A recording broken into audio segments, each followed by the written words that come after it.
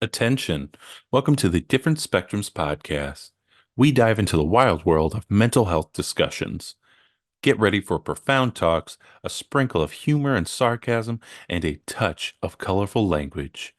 Just a quick heads up, our show reflects our individual opinions, which may not align with the standpoint of the podcast, our featured guests, or any related corporate entities.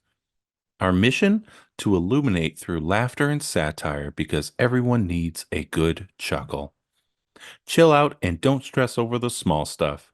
Legal troubles? No, thank you. Cancel culture? Please spare us. We'd rather keep this space lawsuit free. So buckle up, have a good time, and join us as we navigate the vibrant realm of mental health on the Different Spectrums podcast.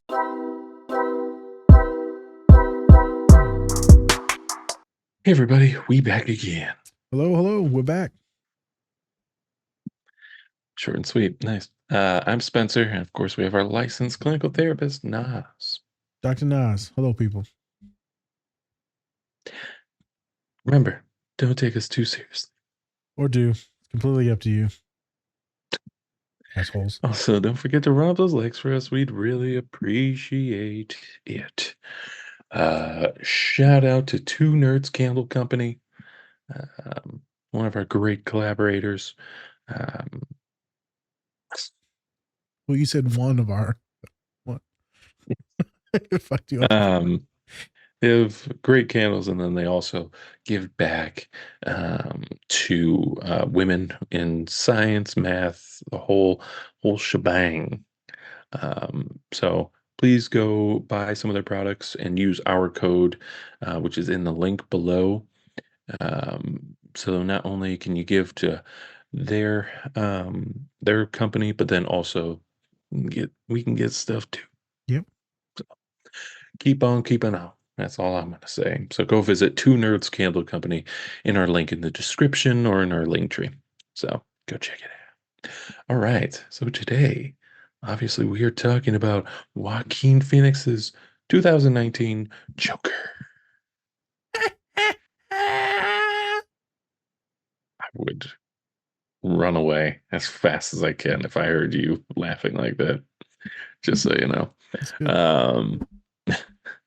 We're going to be talking about a few things, which are therapists, money, society, and also the lore of the Joker.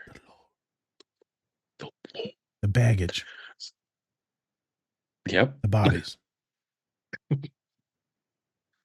So we're going to take a look at those things. Nas, anything before we get into the show? Massive trigger warning for the last scene. The scene where he's on the Murray show. So big shit, right? I'm going to let it play. He's talking about, homicide, aka murder. And he's talking about, being hurt. And then it kind of sounds like excuses for him to take out vengeance and hurt other people. And I want to just say big trigger warning for that. We're going to let it play. We're going to let the gunshot play as well. When he shoots De Niro in the friggin' eye. We're going to let that run. I want to be very, very, very clear on this. This is a depiction of severe mental health issues. Maybe schizophrenia, schizoaffective disorder. Maybe there's some autism in there. There's a bunch of different things going on. Folks with those issues, disorders, mental illness are not dangerous. The vast majority are usually the ones that are being abused themselves.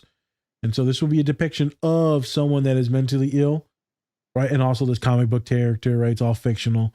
That is hurting folks, but that is not the case at all. We do not want to portray that at all. And that is factually incorrect if people are like, oh, I need to be scared of this population. That's factually incorrect. When you look at the actual data and you dig down into it. So massive trigger warning. Also, we want to be cautious in how we talk about this because it's a very serious issue. But we want to talk about some societal stuff and poor folks, marginalized folks, and kind of the anger and vengeance that people kind of have coursing through them every day, the everyday people.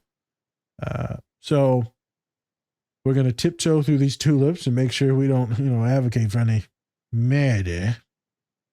Murder. But yeah, let's get into a pod and let's try not to kill anyone. Yes. Whoop, Whoop, whoop. that sounded bad. Yeah, let's try not to. I mean, if it happens, it happens. Hey everyone, I wanted to give a special shout out to our collaborator, Two Nerds Candle Company. Not only do they have great products, but they are also giving back to a great cause. You can tell that they take a lot of pride in making their candles. My favorite is Spock's Monday Coffee. They are also donating 10% annually to support Women in STEM, which stands for Science, Technology, Engineering, and Mathematics. You can use our code DSP or go to our link tree to get 20% off your entire order. We think that this company is great, and we think you will too. So go check them out.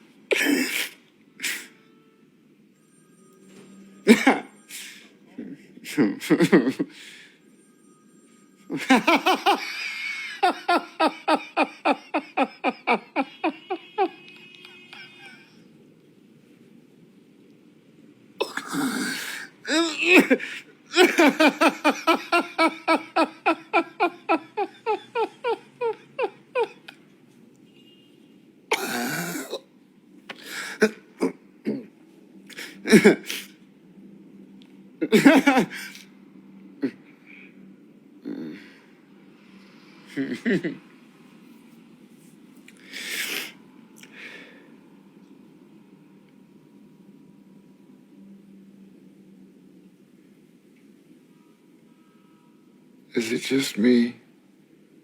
Or is it getting crazier out there? It is certainly tense. People are upset. They're struggling, looking for work. These are tough times. How about you? Have you been keeping up with your journal? Yes, ma'am. Great. Did you bring it with you?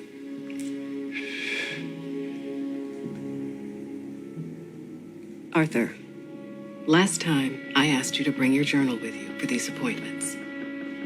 Can I see it?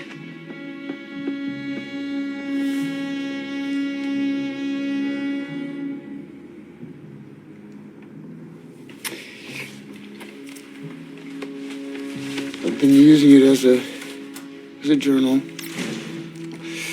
but also as a joke diary. Funny thoughts or observations. I think I told you I'm pursuing a career in stand-up comedy. No, you didn't. I think I did.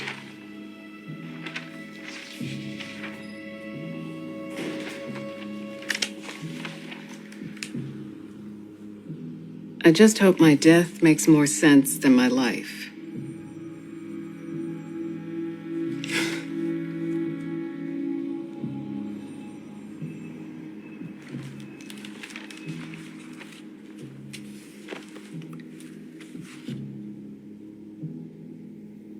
How does it feel to have to come here? Does it help to have someone to talk to? I think I felt better when I was locked up in the hospital. And have you thought more about why you were locked up?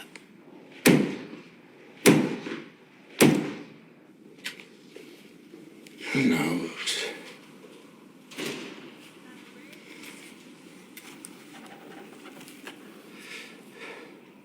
I was wondering if you could ask the doctor to increase my medication.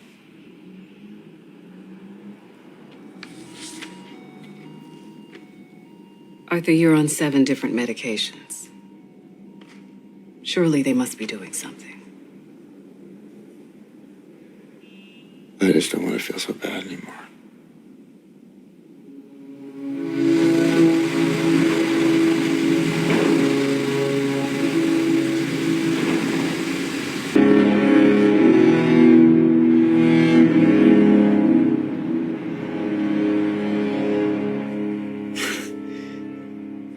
heard this song on the radio the other day. And the guy was singing that his name was Carnival. Arthur, Which is crazy.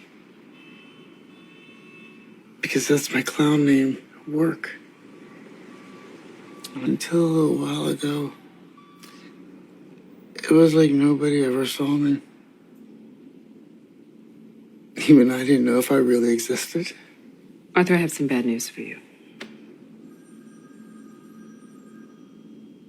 You don't listen, do you? I don't think you ever really hear me. You just ask the same questions every week. How's your job? Are you having any negative thoughts? All I have are negative thoughts. But you don't listen anyway. I said, for my whole life, I didn't know if I even really existed. But I do.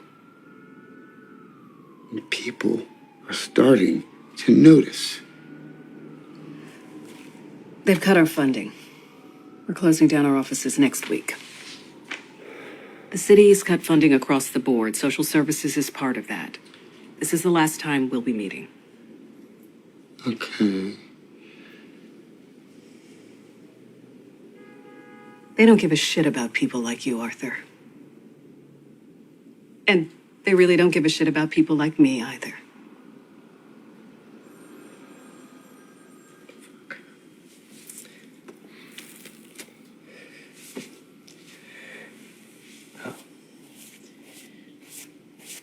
How am I supposed to get my medication now? Who do I talk to? I'm sorry, Arthur.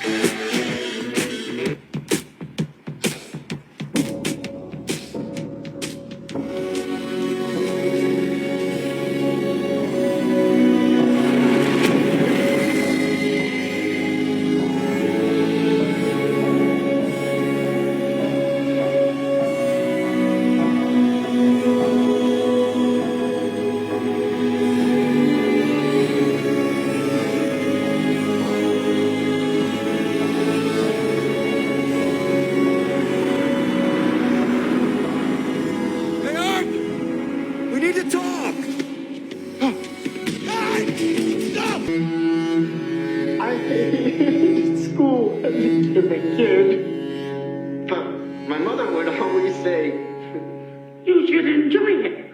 One day you'll have to work for it. No, I'm gonna be a comedian.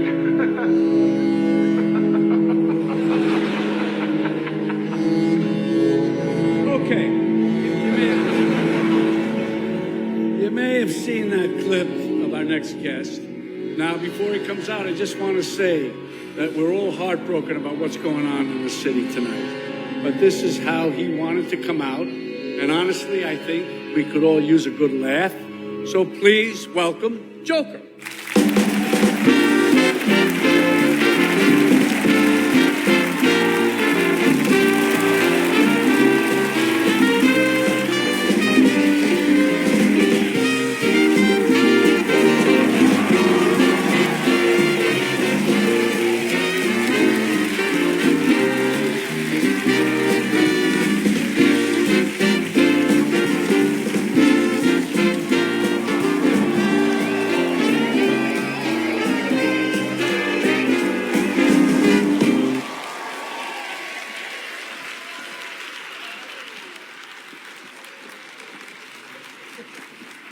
Are you all right, Doctor?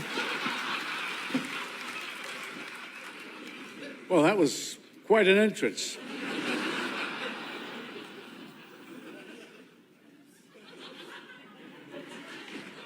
You okay? Yeah. This is exactly how I imagined it. Well, that makes one of us.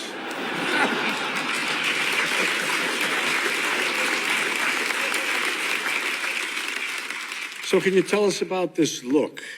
When we spoke earlier, you mentioned that this look is not a political statement. Is that right? That's right, Mary. I'm not political. I'm just trying to make people laugh. And how's that going for you?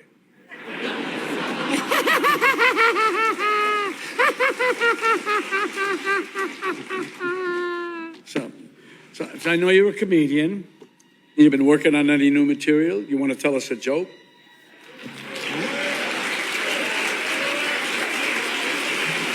Yeah? Okay.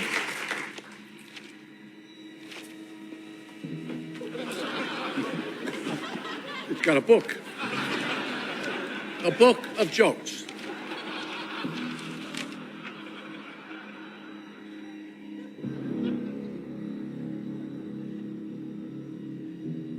Take your time. Got all night.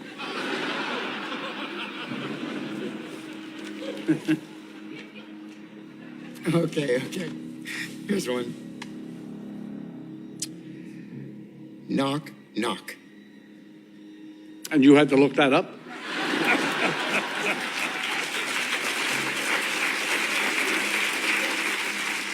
I want to get it right.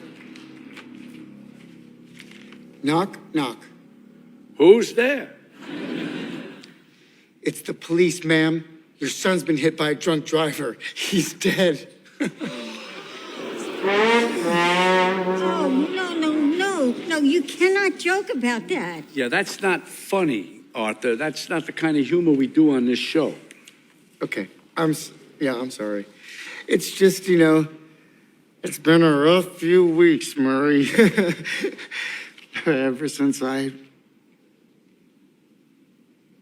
killed those 3 Wall Street guys.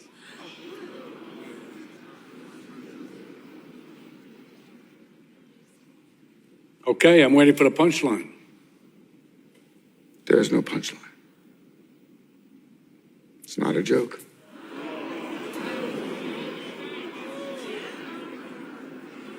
You're serious, aren't you? You're telling us you killed those 3 young men on the subway? Mm-hmm.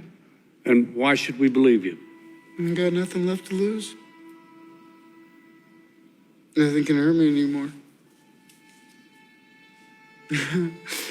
My life is nothing but a comedy. Well, let me get this straight. You think that killing those guys is funny? I do. And I'm tired of pretending it's not. Comedy is subjective, Murray. Isn't that what they say?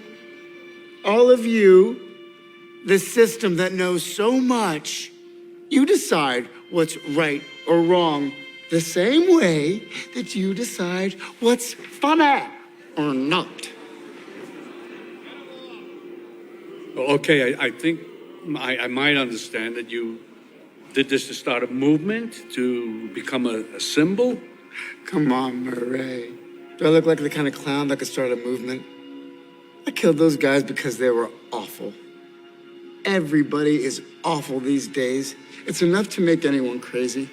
Okay, so that's it. You're crazy. That's your defense for killing 3 young men? No.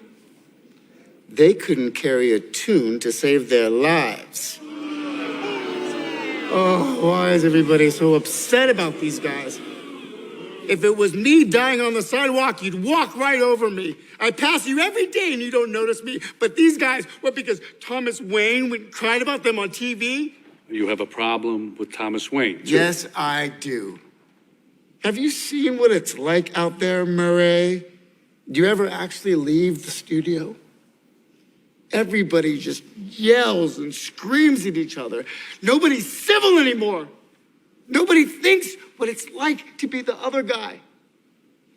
You think men like Thomas Wayne ever think what it's like to be someone like me? To be somebody but themselves? They don't. They think that we'll just sit there and take it like good little boys, that we won't werewolf and go wild. You finished? I mean, there's so much self-pity, Arthur. You sound like you're making excuses for killing those young men. Not everybody, and I'll tell you this, not everyone is awful. You're awful. Me? I'm awful? Oh yeah, how am I awful? Playing my video. Inviting me on the show. You just wanted to make fun of me. You're just like the rest of them. You don't know the first thing about me, pal.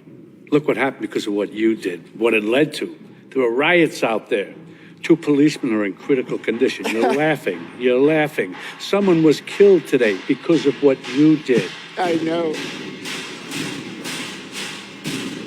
How about another joke, Murray? No, I think we've had enough of your jokes. What do you get I don't think so. when you cross I think a we're mentally done ill with your loner jokes. with That's a it. society that abandons him and treats him like trash? Call the police, I'm Gene. telling you what you get. Call the police. You get what you fucking deserve.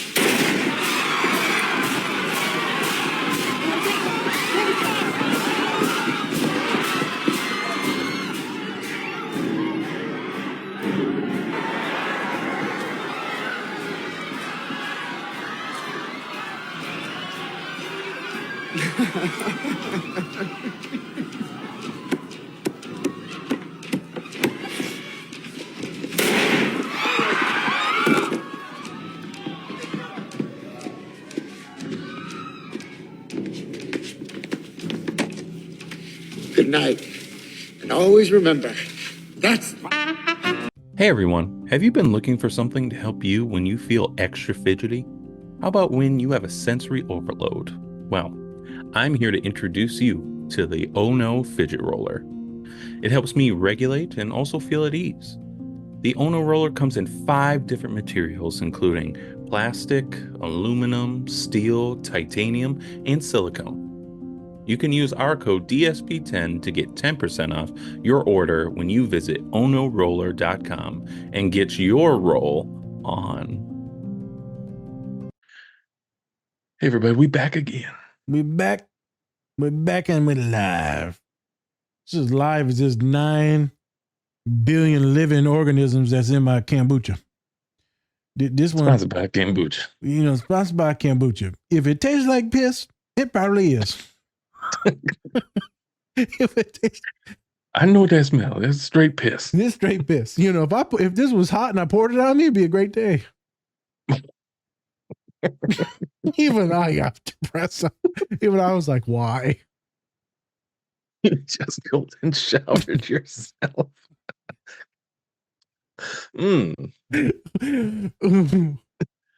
Keeps your skin all leathery. All right, here we go. Jesus. Okay. So today like I said before, we're going to be talking about the Joker from 2019, but we also wanted to dig a little deep into the lore of the Joker as a whole, right? Yeah. So there's this image that we're probably going to put up as I put up a reel or something like that, where it gives like the different Jokers, and then also it has a little bit of a context to kind of who they are, right? So you have the Cesar Romero, which was the Adam West Batman, right? He was the clown, can't get too serious in that show. That was just a wacky 60s, 70s show. Okay. Just groovy, man. Groovy. Okay. Then you have Jack Nicholson, who's the gangster. Heath Ledger, who's the anarchist. And since this came out before this movie, you have Jared Leto as the psychopath. And then also you have Mark Hamill as the Joker from the cartoon series. Yep. Yes, a lot of great Jokers. Just one in particular, not so great. Not so great. We all know which one it is. I don't have to say it. The one from Gotham, the ginger, he's actually pretty good. Jesus. You're the problem with society right now. I'm the problem. You're the problem. It's me. Ginger. Why do you think he became the Joker, man? It's the kid from Shameless. He's pretty creepy with it. Yeah. Yeah, he was. Yep. It felt like he was trying to go. His voice was just weird for me. Like it felt like he was trying to do a Heath Ledger impersonation It kind of felt like with it. his voice. Yep. It's like, yes, yes. Yeah. Let's kill the Batman. Ah. Yeah. Like, oh, okay. It felt like he Yeah. was trying to get a movie role. Yeah, Yeah. he was like, I could be the next one. It's like, No. stick to Star Wars, my dude. Yep. Stick to Star Wars. Stick to the video game. Yes.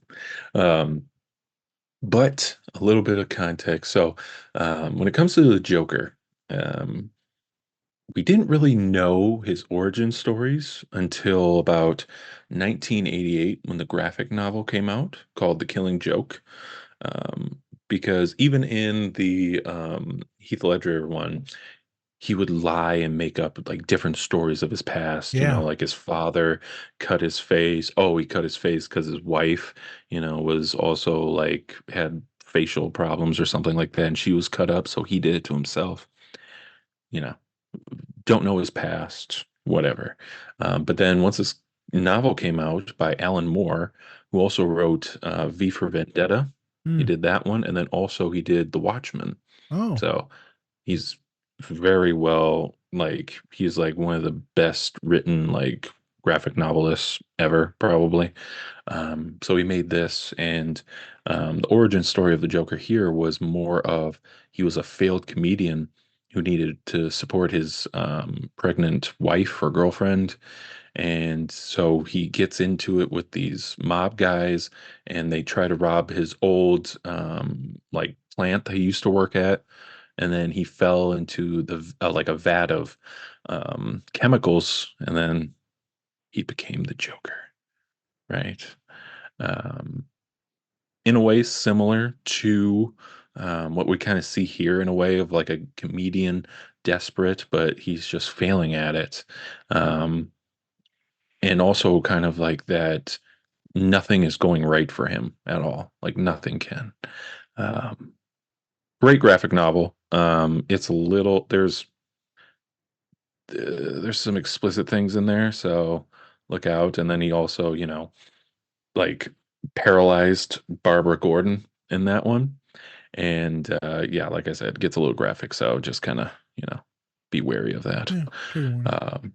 But yeah, through all the iterations of Joker, this one is different in the fact that it's a lot more, I guess, we see the Joker as like a lot more sad and a little bit more depressing, right?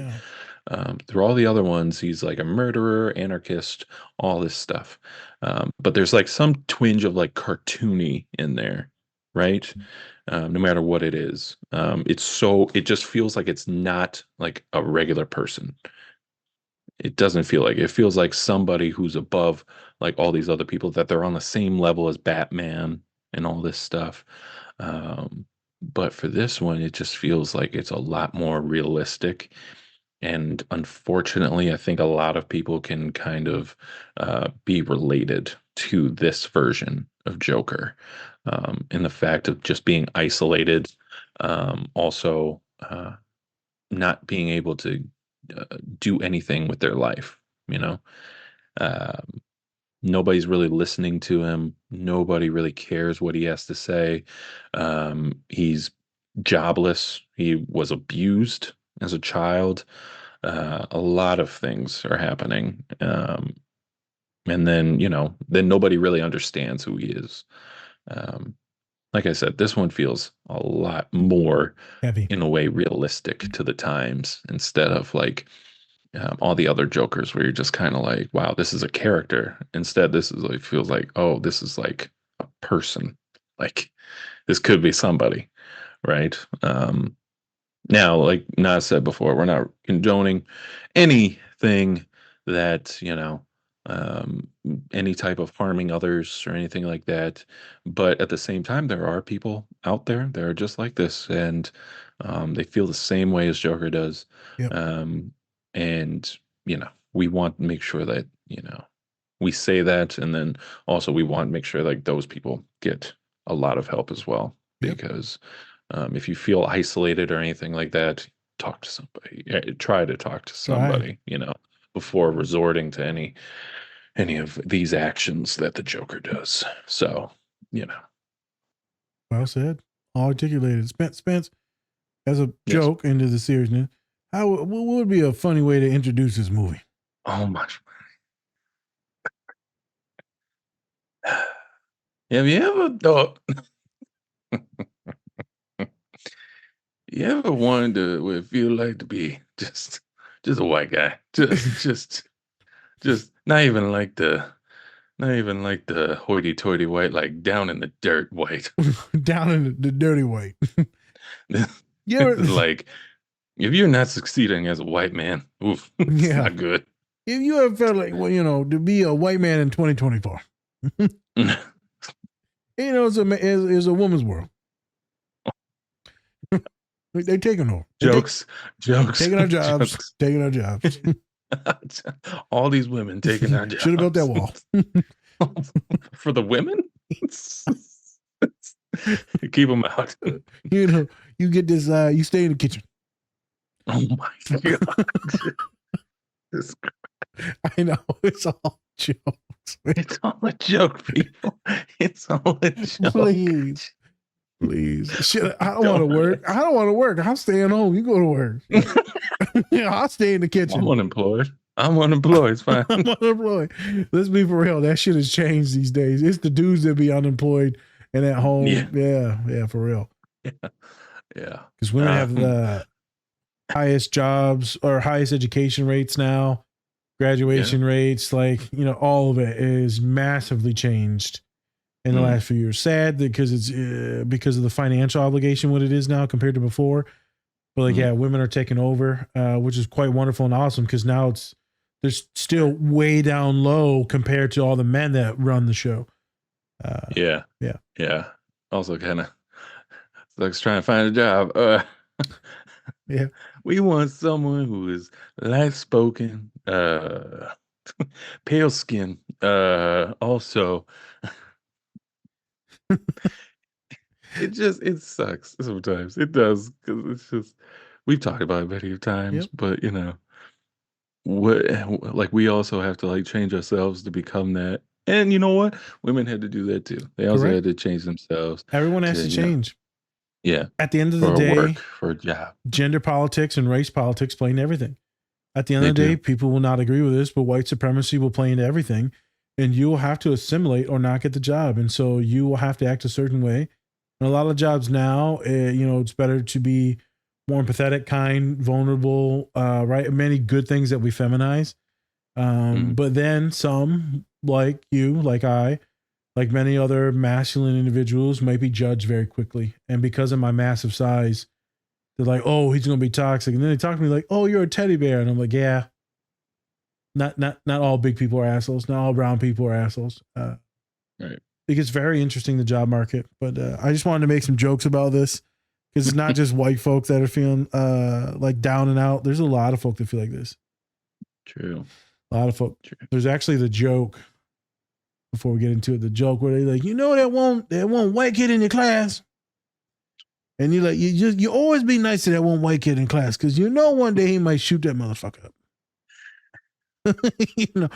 It's true, but it's so real. It's so real. It's so real, It's like, hey Timmy, how you doing? High five. There we go. Hey, you good, there man? We go.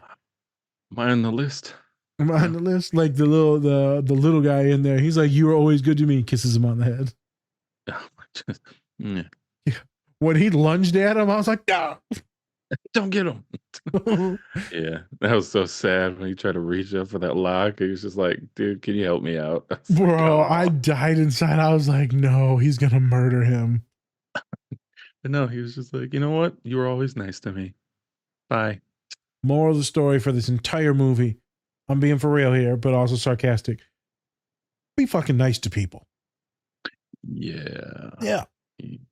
Jesus, just be nice to people. Be kind and just, there's so many backstabbing and two-faced and insulting and slurring and not understanding where people come from. And you're wrong, you're going to hell. And it's like, okay, you're a Satanist. I don't know. I mean, I studied biology once. Like, wow, okay. Okay.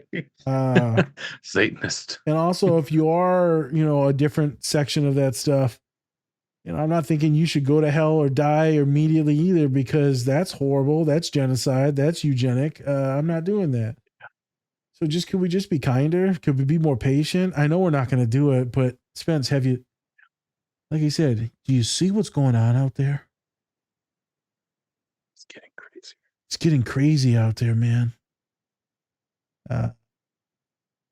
And this was shot technically way back, what, in the 80s? Maybe 70s, 60s? When does this show take place? So it should take, I believe, in the 70s 70s. is when I want to say it's the same. It looks more 70s than anything else, Yeah. but yeah, I mean, and this was pre-COVID, so Well, yeah, this is what a time. 2019. Yeah. Yeah, I mean, like the way it's set, yes. But at the same time, I'm also like, damn, they know what's about to happen. I know, because everything popped off at 2020, 2021. Yeah. So I was just trying to make connections to that, just saying, like, if you think it was crazy then, my God, people hate each other now. People hate us. Yeah. Yeah. People hate us. I've been told to die, to go kill myself, to be in a vat of acid. I've been told, yeah, they said, I hope you die in a vat of acid. Jesus Christ. I literally responded like, what the fuck? I couldn't even like hate on it. I just laughed because I was like, that's interesting.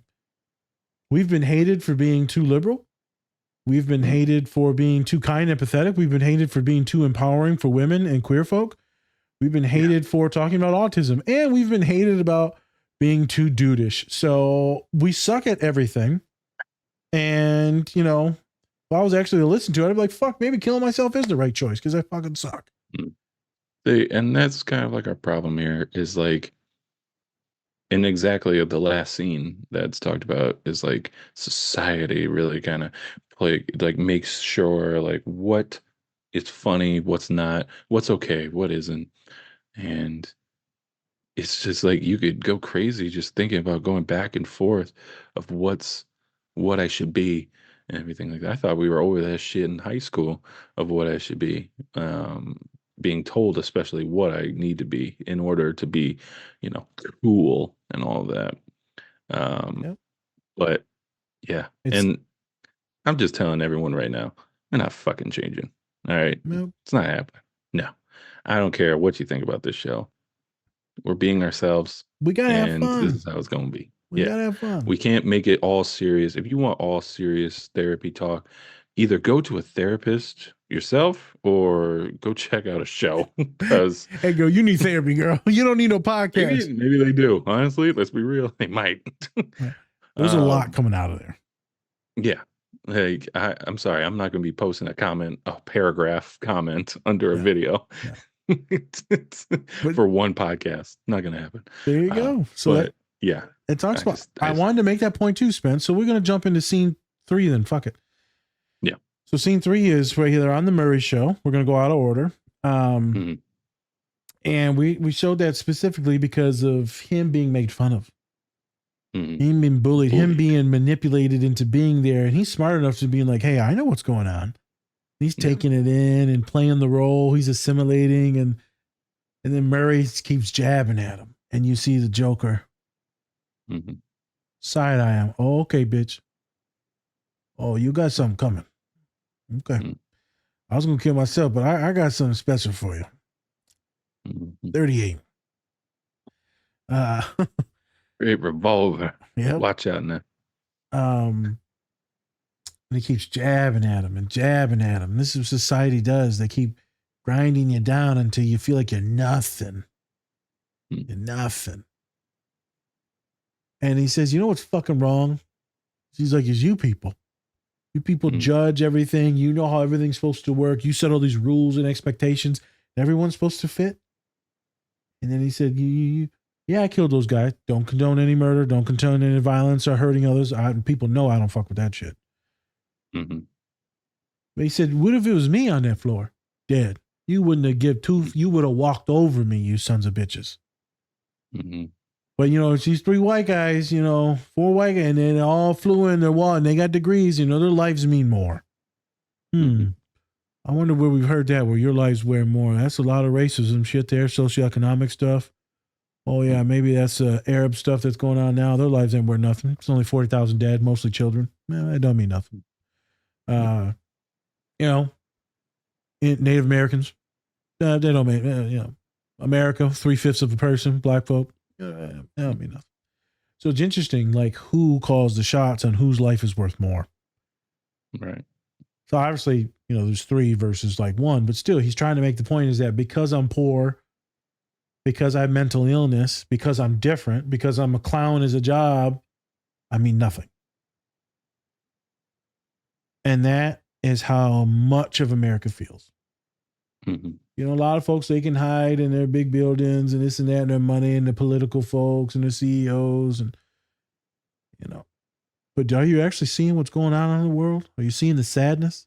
Seeing the hunger? My father just told me about this 180 billion they're getting ready to give to these other countries. But we got homeless folks all over our country. Tuition is skyrocketed. People can't pay their fucking houses. Businesses have closed everywhere. People have lost everything in America, but folks can't get help. I'm not even mentioning the immigrants that are coming in here legally and illegally. But what are we doing with them? We could use a lot of money, but we don't ever give it to our own people. It's interesting. It's really, and they wonder why people grow up violent, angry. Not saying it's acceptable for that violence, but I'm saying it couldn't be understood. My father said something the other day. He said, "You want to know why there's you hate certain cultures? Why there's terrorists? Imagine you're a child and you see your whole family, your whole nation get blown to smithereens. You're probably going to hate everything the rest of your life. It's going to militarize you. It's going to fuck you up." And I was like, "You're right. You're gonna believe that America, these other countries are the ones, the horrible ones. Mm-hmm. No one thinks they're the villain. No one thinks they're the villain in the story. They always think they're the good guy. It sucks to know that there's so many people, like Spencer said, this is such a real movie. I told him, I was like, this is fucking just depressing, dude. This is the worst trauma story for a client that I could probably ever witness." Mm-hmm. And Spencer can get into this here in a second, but I mean, he was adopted by this woman that neglected him, that beat him. Her partner beat him, probably abused him in other ways too. Spencer said she forced him to be happy all the time. And so, right, you said that. That's why she always calls him happy. And what did you said that forced him to? Well, I'm assuming that just the trauma of everything, and then also on top of that, telling to be happy, made him like develop that laugh, like when everything is uncomfortable. So then he's always technically happy, right? Good catch. I forgot about the laugh. See, that laugh is super creepy. So is that laugh, was that like a neurological thing, that laugh, in any of the other movies or shows? They all had a laugh, but not like this Tourette laugh. From what I remember, no. This was like the only iteration where it was like a neurological thing and like kind of it was uncomfortable. But then we also don't really see any backstory a lot from the Joker, Yep. except for that killing joke situation that I said before. Yep. And he actually makes other people laugh forcibly by doing his laughing gas and stuff like that. Yep. Right. I remember the laughing gas. And so now they flipped it, and now he's the one that's like forcibly laughing all the time, even against his will. But then, like I said before the show, I was like, as the movie goes on, that forcible laugh is going away. Like he's laughing by himself. He's getting more into his inner self, which is the Joker, right? Yep. He's starting to become himself instead of like this person that everyone wants him to be. He's finally becoming that little shadow inside of him. And as you can tell, like when he kills somebody, he starts dancing and stuff like that, right? That could be like that inner self just finally coming out, but through dance. Probably it's got something to do with feeling powerful. Probably Mhm. it's a lot of anger in individuals. So, I talk to folks of color all the time, folks that are in poverty, folks that have been in gangs and stuff like that. And we talk about it all the time. Folks that have been abused by their parents all the Mhm. time, how angry they are, Mhm. how they're yelling at their partners now. And then the worst fear is becoming their parents or the people that abuse them. And I said, my mentor told me this. He said, we don't even fucking know why we're angry. But you grow up with all this societal bullshit and poverty, and you don't see people that look like you that are teaching, and the food is poor, and you ain't sleeping good, and you got lead in your fucking water and in the paint, and they wonder why you're mad. You see all these people driving shit, and you can't have nothing, and you probably won't graduate, and they wonder why you're mad. They wonder why it courses through you, why you can't hold a conversation without putting on your masculinity and beating someone's ass. Because you're so sick of getting beat all the time, then you figure I might as well start beating someone. I'm going to start taking control and whooping ass. Mhm. And that's what we see in the Joker. It doesn't matter what race, right? Because I'm talking about black and brown bodies that I grew up around myself. You're just angry because you ain't got nothing. And you know that it was taken from you. And then you manifest it into black folks having everything taken. Their country, their bodies, their humanity. Natives, we've already talked about it. Now we can talk about queer folk these days, and things are stripped from individuals, plus all the other marginalized identities. You can see why people be angry. So now there's a reckoning. There's a reckoning because folks of color and marginalized identities and queer folks, and they're starting to get some rights now, and they're starting to get some jobs now. And now you got these white folk like, hold up now. They call it the white lash. Instead of a backlash, it's the white lash where they come back and Good that for you. and that. Good Well, for that's you. not from me. That's from Sure. Van Jones from CNN. No. The black, and most people hate him because he's kind of a race traitor. But he ebbs and flows wherever the money goes. But I'm over here now. yeah, I've been traded to the white delegation. No. They traded his ass a couple years ago, bro. We don't want him anymore. We're good. We're good. You keep him. But yeah, it's a white lash for some of the things that have been going on politically. This clip with him and Murray, very real. Murray. Even the way he says Murray, you just know he's just fucking stewing. Anyone that's ever done you wrong and you're just sitting there waiting your time, okay. Okay. You're going to have to be alone one day. You'll have to walk to your car one day. Mm-hmm.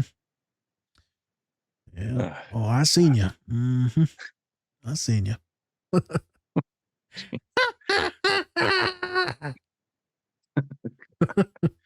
All right, Also, I'm done. okay, so this is also something that's also correlating with this is that this is also um, partly from the King of Comedy, which we just did our movie on, um, where you can actually kind of see a little bit of correlation in there. Instead of Arthur, Robert De Niro, um, or in the more like trying to make it up role, he's actually the host Yeah. for the They show flip. instead. Yes. So I love that they did that. But then also the character of Arthur and the character in King of Comedy, they both kind of deal with um, that delusion. They do it differently. Yep. In the sense of he's looking at, oh, I'm going to make it big, while I think still in that realistic part, it's more about for Arthur, it's more, just I'm tired of I just want to end my suffering, Pain. I'm pain, just being sad all the time. Yep. Um, yeah. And actually I found out that this was in 81, 81. Okay. right? Yeah, so that was a time, the 80s. Yeah. Interesting times. AIDS, you have Reagan, you Yep. got crack epidemic Yep. happening. A lot of things are happening in the A lot 80s. of racial things going on in the 80s. That as well. Yep. Yes. A lot of things. So Yeah, so that movie that we did on before, right? He actually kidnapped the guy. Pause. Was that King of Comedy based on a true story? No. No, okay. So, but he ends up kidnapping the guy, and then he ends up, going to jail for that, and the host, and then ends up doing all this money and comedy and shit. Yep. Okay. Doesn't kill the Jerry Lewis character. Yeah. Just kidnaps him and then, does his own thing, and then all of a sudden he's big and popular. There you go. So, yeah. kidnapping, okay. Murder, bad. Yeah. Just a little bit of kidnapping. I'm A little bit. gonna give him back. I swear, I will. Just I need to get on the show. I ain't kidnapped. I borrowed him. I just need him for like a couple hours. Yeah, all right? I know. Just a quick phone call. Just a phone call.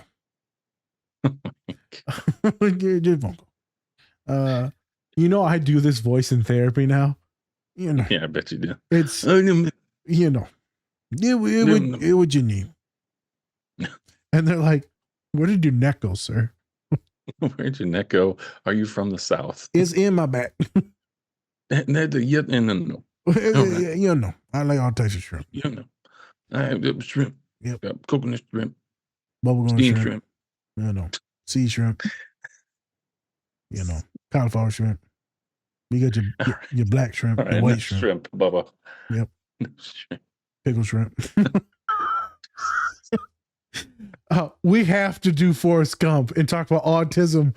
We have to. Haven't. I know. Okay. Let's quote my favorite Robert Downey Jr. quote. Visit in the You know what it is. Yeah. I'm not gonna do it. Let's not. Yeah, let's not do that. Never go full. Never. Let's backtrack. Yeah. First scene is with a therapist. Yes. Interesting. Mm-hmm. I don't know about you, but I'm gonna let the non-therapist talk about this. Not necessarily talk about what feels weird about this scene. What feels not therapist-y, because you've seen my offices. Right. You know the vibe. You know what kind of goes on. You know the conversations. Did that feel like a therapist or a therapist office? What is it? What was going on there? I felt like more like an accountant's office than anything. Did not feel therapeutic. You just have papers everywhere, files on the desk, just piling up. Didn't feel like he wanted to go there. Felt like more he was forced to go there. Yeah, it felt mandated. Yeah. And especially since we see they went to like Arkham Hospital before.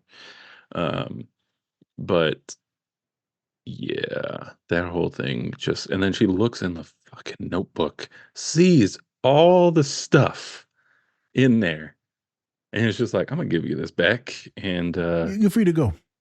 Yeah, hey, you're on 7 medications. This probably isn't a problem. Making disturbing drawings and stuff. It's fine. It's all good. I hope my death makes more sense than my life. I'm like, so we're not gonna have and any. Then she smirks a little bit. No follow-up questions or no treatment plan, no suicide prevention. Nope, she's like, that's pretty funny. There you go. That's a good one. That's a good one. All right, get out. Your insurance doesn't cover suicide, so Jesus Christ. Make it look like you were murdered. All right, then you'll be good. Yeah. What else was weird about that? Oh my God, the most horrific thing of one of the movie words. He said, you're on 7 medications, guy. What else do you want? He said, I think I need to go up. I've had clients tell me that a million times. Hey man, I need to go up. I need to change. Like, what's going on? And I'm just so sad, man. I'm just so anxious. I can't move. When he just says, I just don't want to be sad anymore. And I was like, he's hurting. The white people hurt too, Spence. They hurt. They got feelings. It did not come off as like she was a therapist. It came off more of just like an overworked like social worker that like, I can't do anything. Like I can't go past these certain things because the government will not allow me to, or this agency will not allow me to. Yeah. I think you hit it right on the head. It does not feel like that. FYI, for folks that have been to therapy, or like you think that might have been a version of therapy, but like sitting in an office with all those paperwork. Okay, so it's the 80s. Maybe there's not good, there's not computers and files, but you can't have paperwork for clients out in the open like that. It's confidential information. So that's in cupboards or filing cabinets. I got it in a cupboard. Our file cabinets were full. Couldn't fit any more file cabinets in there. It was just not going to happen. Hello. He's sitting across from a desk, and so it's less personable as well. So that's wrong. Not paying attention to shit he says. Doesn't really care. Feels like an overworked accountant. Overworked social worker. So she's from social services, not like a therapy clinic. Back in the day, they used to have those asylums like everywhere and stuff like that. That they disbanded all of those nationwide, and that's when you saw homelessness just skyrocket, because these are severe mentally ill folks, specifically bipolar, schizophrenic, that need medications. Medications are vastly better now than what they used to be. So if he was on 7 back then, he was comatose. There's no way he was like functioning on 7 meds. There's no way. Because they were all going to be mood stabilizers and antipsychotics, which is extreme drowsiness. But besides the point, he just wants to feel better. And I know, Spence, that there's therapists like this. I know it. Because we're all overworked. Social workers, counselors, therapists, psychologists, marriage and family therapists, all of it. Sex, they're all overworked. Specifically social workers. We get some of the hardest fucking shit in cases and all the paperwork. So I'm not blaming her just being shitty, but the context, the money, the finances, what they were in, the societal. Again, society doesn't give a shit about people that aren't producing, that aren't good jobs and all that. He ain't got good insurance, right? He's a clown. They got clown insurance. Motherfucker got the general insurance.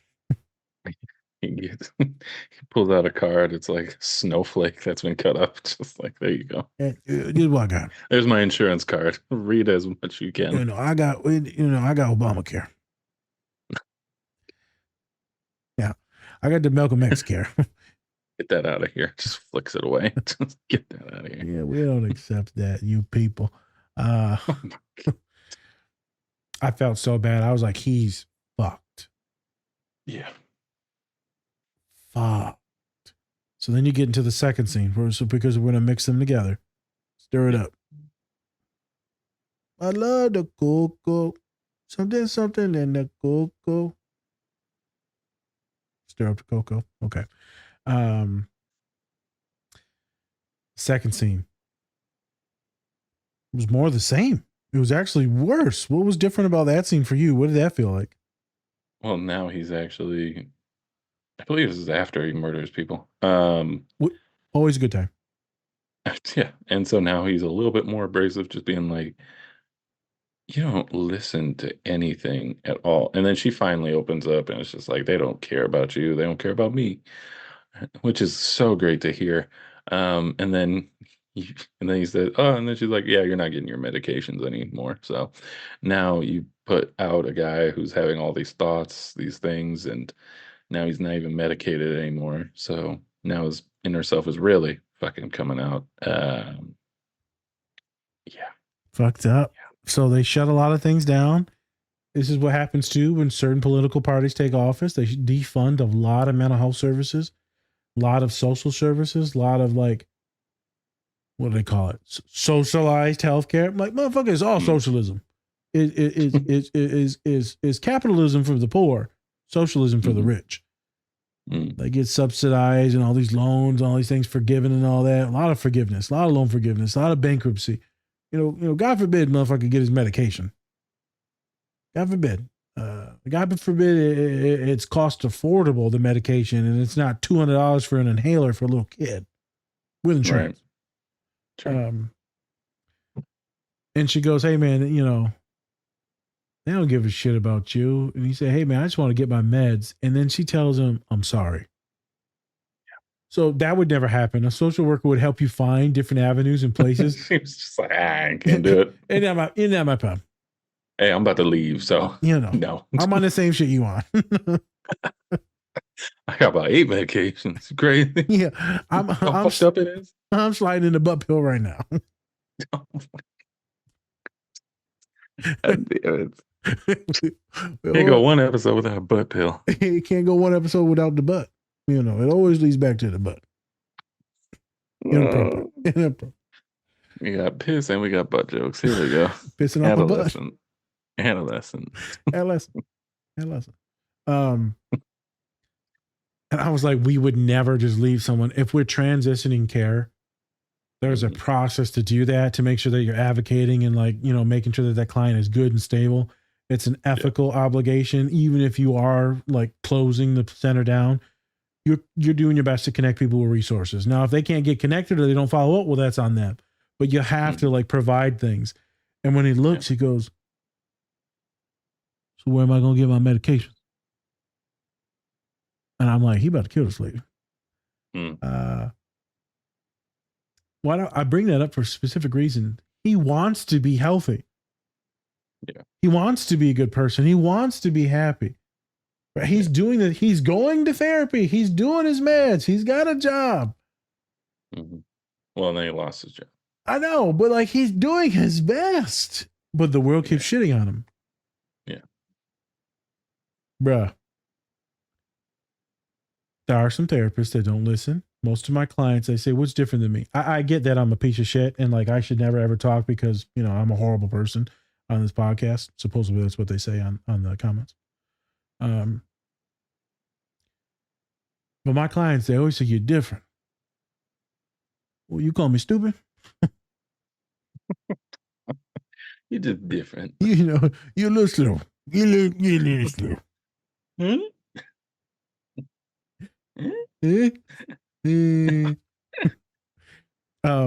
I say, what's different? And they said, you just actually care. I said, I don't give a shit about you. I don't say that. Fuck your couch. Shout out to Chappelle. That was a Dave Chappelle reference for all the white women out there that haven't seen the Chappelle show.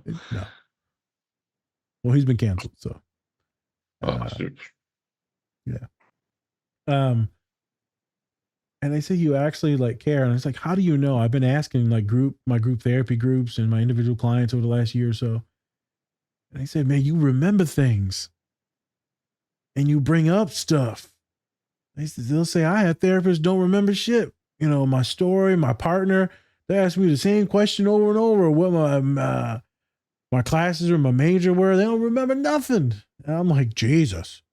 It might take me a second because I am a little slow. It take me a second. Who are you now? Tiffany? Huh? Boy, Tiffany, Black Tiffany. They sit in front of you. So, you might be two different Tiffany's. you the white one. Nope, there you are. Yep. The other Tiffany day. Rogers. Yep, white one. Got it. That's it. Got it. The way you look at them, the way you perceive them, the way you may affirm and say certain things, the way you strategically try to provide answers and solutions to things. When you contextualize everything at the end of session, they're like, holy fuck, you're listening because you're giving really good feedback and not just being like, oh, I hear you. That's hard for you. I hear where you're coming from. Okay, you're just parroting some stupid shit they taught you in school. Are you helping them at the end? Are you going full circle? What is it? It's like a circle. There you go. People say you just listen. I'm like, shit, okay. I'm like, but how do we teach that to other people? Because he says you just don't listen. You ask me, what are my thoughts? And that's what we do. Hey, man, are you suicidal? How's your job? How's your classes? How's your partner? Any major blowups? And then if they say everything's good, then okay. But my thoughts are always bad, fucker. Like, that's why I don't always ask. Because they're like, I'm like, yeah, any suicidal thoughts? They're like, nah. Of course there's suicidal thoughts. Some people freak out about it. I had a kid the other day, man. I was actually, we actually cried together in session the other day. Not about this, but other things. And she goes, I got good news. I said, what's up, kid? What's up? She said, I don't have no more suicidal thoughts. Let's just let go. We did. And I said, what's the bad news? Hey, I'm anxious as shit and I ain't been going to classes. I'm like, God damn it.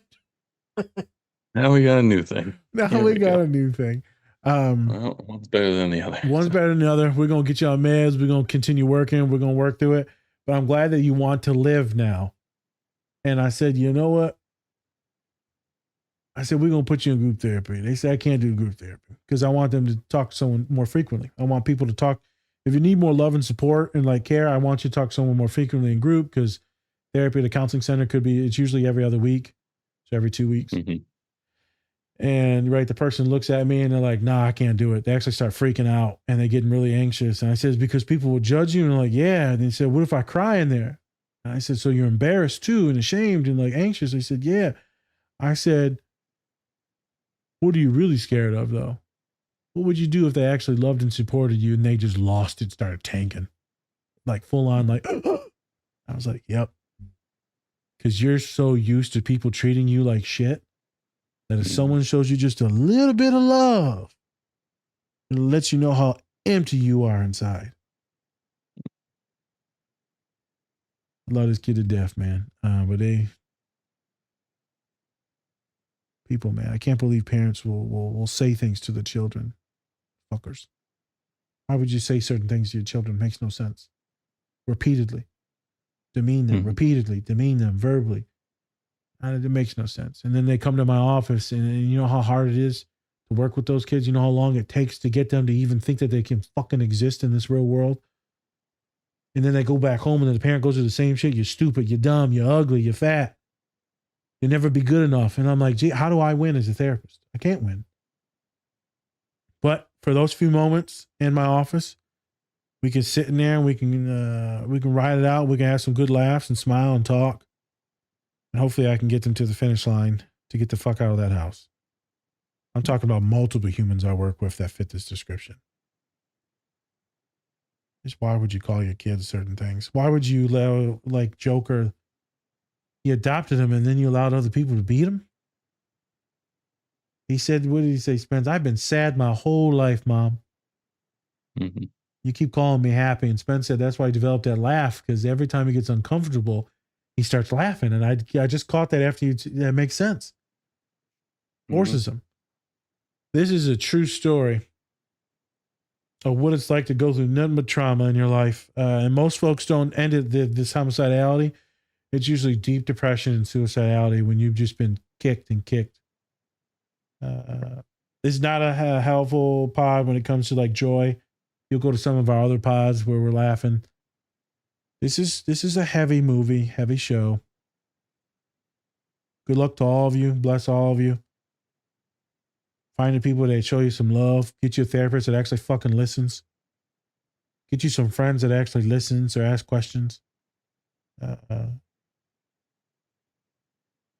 Once again, very thankful for my two best friends, Spence, Colin, wonderful dad, an idiot brother. I'm wonderful for it all. I'm just so thankful for the things that I have. Because when I see things like that, I'm just like, the world is dark, bro. Mm-hmm. The world is dark. I just told you my colleague is getting fucking deported. There's so much people suffering. The world is scary. We're lucky, man. Me and you were lucky. Doesn't matter how hard life was. And I know you've been through some shit too, man. We lucky, bro. Mm-hmm. Tough story. Love folks that watch this show, but be prepared to watch this. Don't watch this shit when you're already depressed. Yeah. This is not. Yeah. No, you go watch Heath Ledger, fuck some shit up. He looks like he's having fun. Yeah. he having fun. I always Yay, blowing up buildings. Woo. Yeah, I always see him with the detonator in his hand when he's got it in his thumb. Don't go anywhere. Or when he's walking out as the nurse is everything blowing up, he's just like, I know.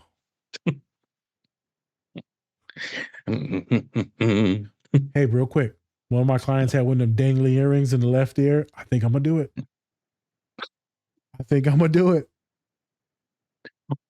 Why do you want to do that? It's a pretty motherfucker, it's bro. It's going to get caught on your beard. Something's going to happen. And you're going to be like, man, fuck that hair. To rip my whole ear off. Yeah, pretty much. It's gonna be like, well, Well, I'm gonna fry it up. mm, mm. It's a pork rind. Mike Tyson. It's a Here we pork go. rind. All right. Well, I'm done. Yeah. Anything else you want to put on panache about the Joker? I don't know. Did panache mean something, right? Panache? Why do you say words if you don't know what they mean? Because I What do wanted you to say a do? bad word, but because I'm slow. Panache. Isn't that like filling for like something? But it's Like frosting? got a certain potassium to it. Potassium. Oh no. All right. I think we did a good job talking about the Joker. Yeah. We have a few more guests that are gonna be coming up here. We got a lot. Actually, we got 4 or 5 coming up. Yes. So look out for those. Also, shout out to Logic coming out with his new song called Fear for his long awaited Ultra 85 album. I love the single. It was great to me. I'm also a little, biased there because I love his music. Yep.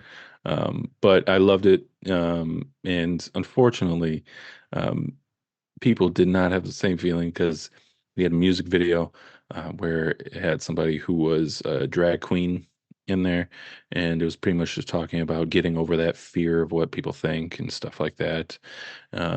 It's a great song, but unfortunately, people were like, "Well, this guy's went from talking about gangs to then talking about drag queens. Like, this is bullshit." I'm like, Calm down, bro. dude's been spreading like his whole thing about peace, love, and positivity. Peace, love, His whole, positivity. Drugs, alcohol, suicide prevention. Like, dude's been a major fucking advocate of like human rights. yes, and he's even gotten to be a sponsor for BetterHelp, Yep. which is fucking fantastic. And yeah, I love how people just don't understand like his music, and it's like, why don't you talk about the gang shit? He hasn't been in that type of thing for a long time now, Yep. and he's doing better for himself. So, Awesome. shout out to Logic. I'm going to put this out there right now. One day, we will have him on the show. I'm One gonna day. say it right now. One day. One day, I'm gonna give you my cornbread. With that, I'm Spencer. That's not. This is the Different Spectrums podcast. Much love, and remember, take care of yourselves. Or don't. And that's completely up to you. Deuces. That's my cornbread. All right.